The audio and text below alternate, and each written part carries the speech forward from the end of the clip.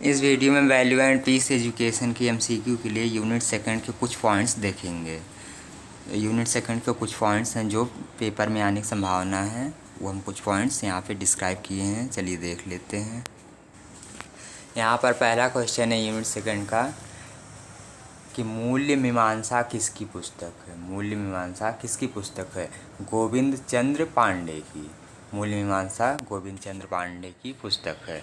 Second question है नई कविता मूल्य मीमांसा। नई कविता मूल्य मीमांसा पुस्तक किसकी है? बैजनाथ सिंघल की। नई कविता मूल्य मीमांसा किसकी पुस्तक है? बैजनाथ सिंघल की। तीसरा क्वेश्चन है हिंदी कहानी में जीवन मूल्य। हिंदी कहानी में जीवन मूल्य ये किसकी पुस्तक है? रमेश चंद्र लवानिया की पुस्तक है।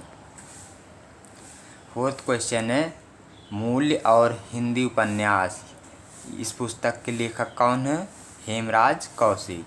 मूल्य और हिंदी उपन्यास पुस्तक के लेखक हेमराज कौशिक हैं। नेक्स्ट क्वेश्चन है कि मॉरल वैल्यूज नामक पुस्तक किसकी है?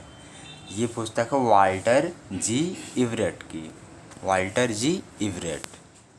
फिर नेक्स्ट क्वेश्चन है कि वाल्टर जी इवरेट ने मूल्यों का विभाजन कितनी श्रेणियों में किया है? तो इसको कैसे याद रखेंगे? इन्होंने 8 श्रेणियों में किया है। तो जी क्या होता है? जी एक होता है G8 होता है, एक होता है G20। तो हम यहाँ से G8 देखेंगे। क्या है G8? ये ग्रुप 8 है 8 देशों का, तो इसमें 8 जो हो जाएगा, यानी मूल्यों का विभाजन 8 श्रेणियों में। अगर इससे ना याद रखना चाहें तो यहाँ एवरेट मतलब एवरेस्ट समझ लें। और एवरेस्ट की ऊंचाई कितनी है? 8,848 मीटर। तो यानी 8,000 मतलब 8 से स्टार्टिंग हो रहा था, यानी एवरेस्ट यहाँ से मतलब रिलेट करके इसको याद रख सकते हैं कि मूल्यों का विभाजन कितनी श्रेणियों किया एवरेट ने? 8। ठीक। अब है building of philosophy of education. ये पुस्तक किसकी है? Building of philosophy of education Harry S Broudy की है। नेक्स्ट क्वेश्चन है कि मॉरल शब्द लैटिन भाषा के किस शब्द से बना है? मॉरस से। मॉरस किसका शब्द है? लैटिन भाषा का शब्द है। और मॉरल लैटिन भाषा के मॉरस शब्द से बना है। नेक्स्ट क्वेश्चन है कि फैमिली शब्द लैटिन भाषा के किस शब्द से बना है? फैमिली शब्द ये लैटिन भाषा किस शब्द से बना है? फैमुलस से। फैमुलस किस भाषा का शब्द है? लैटिन भाषा का। ठीक। फैमिली शब्द लैटिन भाषा के फैमुलस शब्द से बना है। अब परिवार के जो कार्य होते हैं वो 2 प्रकार के होते हैं। पहला परिवार के मूल्य कार्य और दूसरा परिवार के सामान्य कार्य। फिर नेक्स्ट पॉइंट है कि क्रोध एक स्वाभाविक तथा स्वस्थ भावना है। ये पॉइंट है।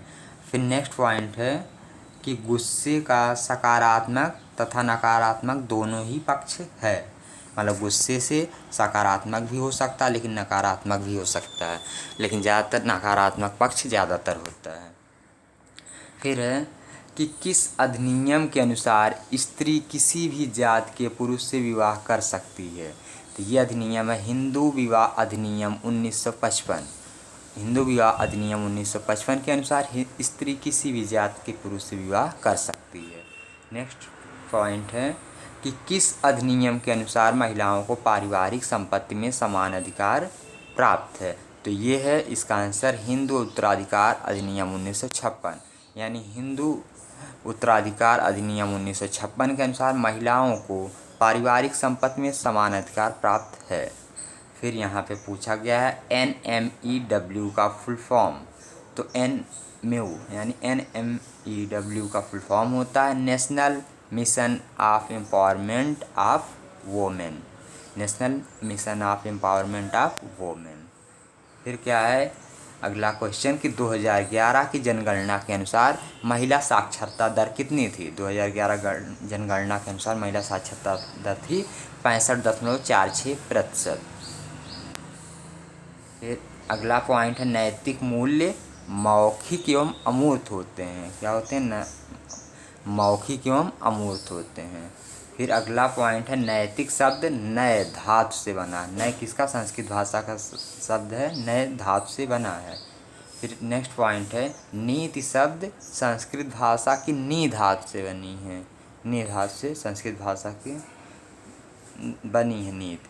फिर यहाँ पे नेक्स्ट पॉइंट है कि मीडिया के 5 प्रमुख नैतिक सिद्धांत। ये 5 प्रमुख नैतिक सिद्धांत हैं। पहला है सत्य और सटीकता, दूसरा स्वतंत्रता, तीसरा निष्पक्षता, चौथा जवाबदेही और 5वां पॉइंट है मानवता से उत्प्रेरित या मानवता के पोषक।